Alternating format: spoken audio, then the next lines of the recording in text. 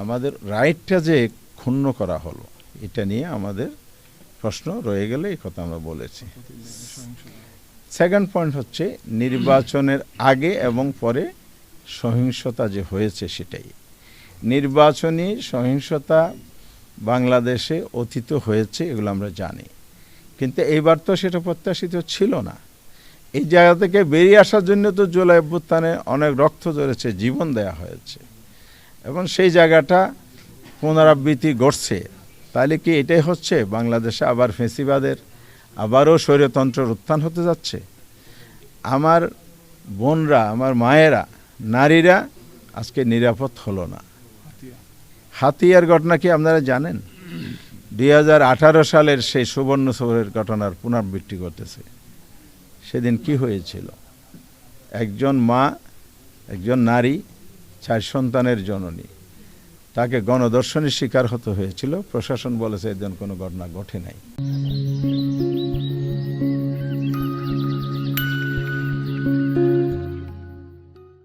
হাতিয়া তো একই সুর বাজতেছে, তাহলে সেই স্বৈরাচারী আমলের সুর যদি এই সময়ে বাজে, তাহলে এখানে গুণগত পার্থক্যটা কোথায়? দেশ কোন দিকে যাচ্ছে, এইবার আমরা কনসার্ন। এরপরে আমার নিজের আসনও 3 জন নারীকে আঘাত করা হয়েছে, মাথা ফেটে দেওয়া আছে, রক্তাক্ত করা হয়েছে। বাংলাদেশের বিভিন্ন জায়গায় অসংখ্য, আমরা 54টি জেলার রিপোর্ট সাবমিট করেছি, গণমাধ্যমে আসা রিপোর্ট, আমাদের বিভিন্ন সোর্সের রিপোর্টের ভিত্তিতে সহিংস ঘটনাগুলো। আমাদের আমিরি জামাত 11 দলের মিটিং করে গত পরশুদিন প্রেস ব্রিফিং করে স্পষ্ট করে দিয়েছে যে সহিংসতা বন্ধ করুন। বন্ধ যদি আপনারা না করেন তাহলে আমরা রাজপথে নামতে বাধ্য হব।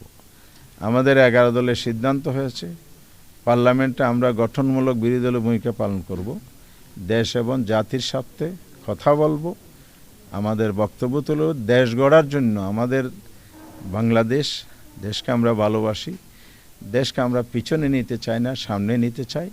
সেই সেন্টিমেন্ট থেকে আমরা কাজ করার জন্য, ভূমিকা পালনের জন্য প্রস্তুত আছি ইতিবাচকভাবে। কিন্তু যদি এই ধরনের সহিংসতা অব্যাহত থাকে তাহলে অবশ্যই দেশ আবার পিছনের দিকে যাবে।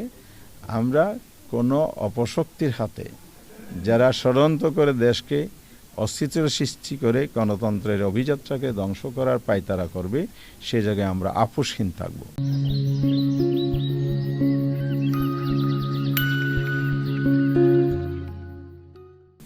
এই জন্য প্রয়োজনে আমরা রাস্তায় নামতে বাধ্য হব। ইতিমধ্যেই আমরা 11 দলের পক্ষ থেকে গতকাল লিয়াজি কমিটির মিটিং করেছি, শীর্ষ নেতৃবৃন্দের সাথে আলাপ করে আমরা আগামীকাল 16ই ফেব্রুয়ারি ঢাকার রাজপথে বাইতুল মোকাররম উত্তর গেট থেকে আমরা প্রতিবাদ সভা এবং বিক্ষোভ মিছিলের ঘোষণা দিয়েছি। কারণ হচ্ছে এই সহিংসতা বন্ধ করতে হবে। বিকাল 4:30টায় জনগণকে সাথে নিয়ে আমরা এটা প্রতিবাদ করতে চাই। এত যে না থামে তাহলে আমাদেরকে রাজপথে আরও আগাতে হবে। আমরা চাই না রাজপথে রাজনৈতিক বিষয় সমাধান করতে হোক। দেশে একটি পার্লামেন্ট গঠিত হয়েছে, হয়তো 2 দিন পরে শপথ হবে। সেই পার্লামেন্টে রাজনীতির সকল আলোচনার কেন্দ্রবিন্দু হোক, এটাই গণতান্ত্রিক রেওয়াজ, পলিটিক্যাল কালচার নতুন দ্বারা আমরা তৈরি করতে চাই। কিন্তু যারা অধিক সংখ্যক আসনে বিজয়ী হয়ে সেই পথে না হেঁটে অসুস্থ পথে যেতে চান, জনগণ সেটা মেনে নেবে না। জনগণকে সাথে নিয়ে আমরা এটা রুখে দেবো ইনশাআল্লাহ। আরেকটা বিষয় হলো সংস্কার। খানা ভোট হয়েছে, এখানে অবাক হওয়ার মতো বিষয়, বিভিন্ন আসনে আপনার ধানের শীষ প্রার্থী বা তাদের জোটের প্রার্থী যা ভোট পেয়েছে, না ভোট পড়েছে সেই পরিমাণ।